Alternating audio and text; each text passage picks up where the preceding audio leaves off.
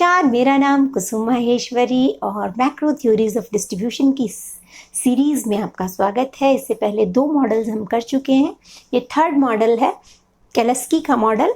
और केलेस्की ने अपने मॉडल को अपनी किताब 1971 की the theory of economic fluctuation में एक आर्टिकल लिखा था उन्होंने, और उसका नाम था the distribution of national income. और उसमें जो है इस थ्योरी को दिया, और इस थ्योरी में को देने के लिए उन्होंने लर्नर की डिग्री ऑफ मोनोपोली, जो माइक्रो इकोनॉमिक्स का एक टॉपिक है, उसको जो है बेस बनाया और इसको मैक्रो लेवल पर वो उसको लेकर गए। तो वो फॉर्मूला है जो माइक्रो इकोनॉमिक्स में हम यूज़ करते हैं डिग्री ऑफ मोनोपोली चेक करने के लिए कि मोनोपोली कितनी ज़्यादा है। मोनोपोली नेचुरल है, जितना ज़्यादा एक एंटरप्रेन्योर या एक उद्यमी अपनी प्रोडक्ट को, मान लीजिए कि ये मैंने 2 रुपये का मैंने बनाया और मैं अब इसको कितने रुपए में बेचती हूँ, 5 में भी बेच सकती हूँ, 50 में भी बेच सकती हूँ, 500 में भी बेच सकती हूँ, डिपेंडिंग अपॉन कि मेरे प्रोडक्ट की मार्केट में कितनी डिमांड है, कितनी मेरी मोनोपोली कितनी है मार्केट में, मैं कितना कंपटीशन है। यदि कंपटीशन नहीं है तो मैं नेचुरल है ज़्यादा रेट पे इसको ईजिली बेच सकती हूँ। तो ये इसका फॉर्मूला है P minus M by P, यानी P मतलब एवरेज रेवेन्यू, ठीक है, और मार्जिनल कॉस्ट का मतलब है मार्जिनल कॉस्ट यानी कि सीमांत लागत, कि लागत कितनी है उसकी।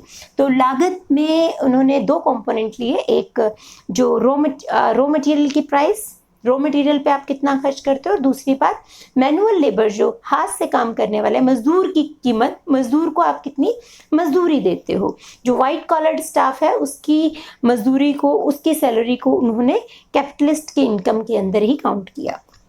तो बेसिकली AR माइनस MC यहाँ पर ये बताता है कि एंटरप्रेन्योरियल जो है हिस्सा कितना है, यानी कि पूंजीपति कितना कमाता है एक प्रोडक्ट की एक यूनिट को बेचने के बाद, ठीक है, और उसको डिवाइड किया AR से ही।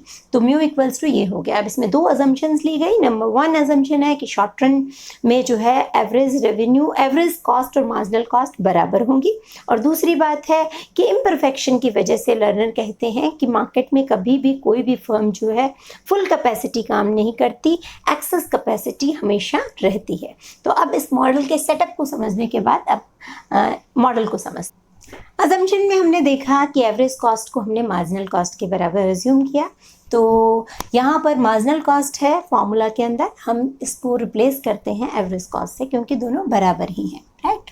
अब इसको क्रॉस मल्टीप्लाई करते हैं। क्रॉस मल्टीप्लाई करने पर निकल के आता है P माइनस A। अब ये जो P माइनस A एक्सप्रेशन है, ये आपको ये बताता है कि एक यूनिट प्रोड्यूस करने पर, मान लीजिए मैं एक पेन बनाती हूँ, तो इस एक पेन को बनाने पर मुझे कॉस्ट को देने के, मैंने लेबरर को देने के बाद, रॉ मटेरियल वाले को देने के बाद मेरे पास कितना बचता है, उसके अंदर इंटरेस्ट भी है, उसके अंदर डेप्रिशिएशन भी है, उसके अंदर मेरा प्रॉफिट भी है, एवरीथिंग विल बी देयर, ठीक है।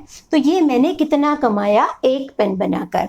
अब यदि मैंने 100 पेन बनाए, यानी X पेन बनाए मान लीजिए, तो XP mu equals to X multiplied by P minus P। तो ये मेरी या एक इंडिविजुअल एम्प्लॉयर या कैपिटलिस्ट की का टर्नओवर का इनकी इनकम हो गई, इंडिविजुअल कैपिटलिस्ट की इनकम हो गई, राइट। अब यदि पूरी इकोनॉमी का देखना हो, क्योंकि मैक्रो डिग्री पे लेके गए वो उसको, तो पूरी इकोनॉमी का देखना हो तो क्या करना पड़ेगा, सबका प्लस कर देना है, ठीक है। जितनी भी चीज़ें बन रही हैं उन सबको जोड़ देंगे, समेशन का मतलब जोड़ना, ठीक है। तो सबको जोड़ देंगे तो ये सबका आ गया, ठीक है। अब इसको समेशन XP से डिवाइड कर दिया।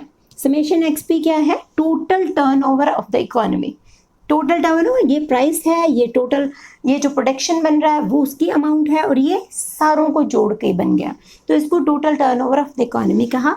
तो इसको यदि हम समेशन XP से डिवाइड कर दें दोनों साइड, यहाँ पर मैं T लिख देती हूँ क्योंकि हमें आगे T की ज़रूरत पड़ेगी। एक ही बात है समेशन XP और T, तो दोनों को एक ही चीज़ से डिवाइड कर दिया, राइट। अब ये जो एक्सप्रेशन निकल के आता है, इसी को ही केलेस्की जो है वो मैक्रो डिग्री ऑफ मोनोपोली कहते हैं, या weighted average of degree of monopoly, ठीक है। तो ये बन गया हमारा, इसको म्यू बार से डिनोट किया, और ये क्या बन गया, ये है हमारा total capitalist income or gross capitalist income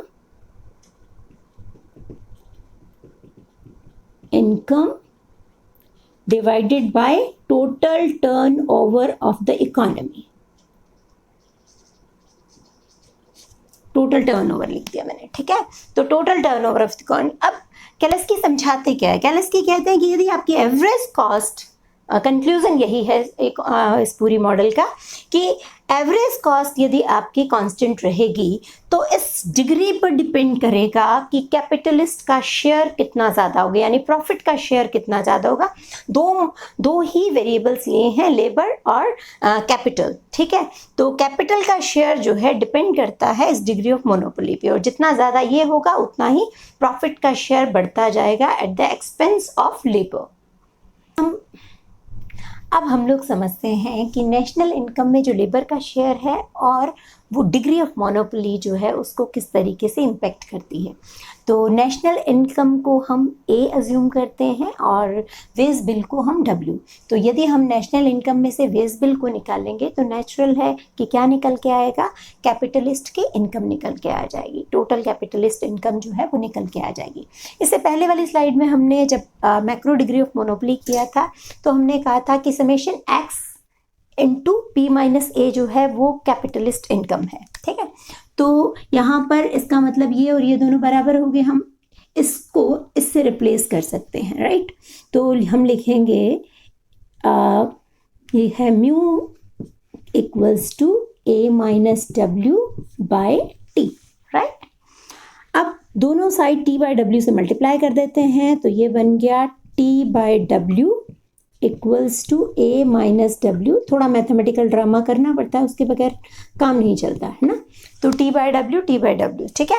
T दोनों साइड हमने टी बाय डब्ल्यू से मल्टीप्लाई किया, तो यहाँ पर क्या आ गया? यहाँ पर तो यही रहेगा, ये टी बाय डब्ल्यू, और यहाँ पर ये टी से टी कैंसिल हो जाएगा तो क्या बच गया? A minus W by W, right.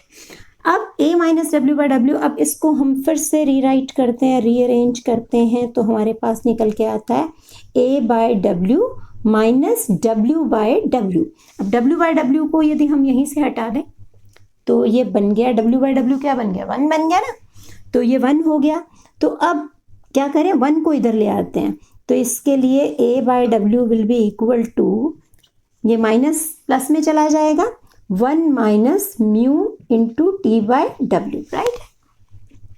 अब क्या होता है कि इसको हम उल्टा दें। उल्टा क्यों दें? पूरी इक्वेशन को हम इन्वर्स लिख देते हैं। क्यों लिख देते हैं? क्योंकि हमें चाहिए कि नेशनल इनकम में वेज का शेयर कितना है, ठीक है।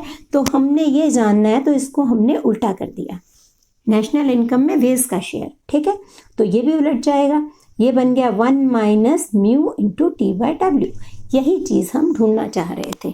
हम यही जानना चाह रहे थे कि डब्ल्यू बाई ए का नेशनल इनकम में वेज शेयर का इनसे क्या रिलेशन है। तो इससे इन्वर्स रिलेशन है। ये जो म्यू है यदि ये बढ़ता है तो वेज का शेयर जो है वो घटेगा, नंबर 1।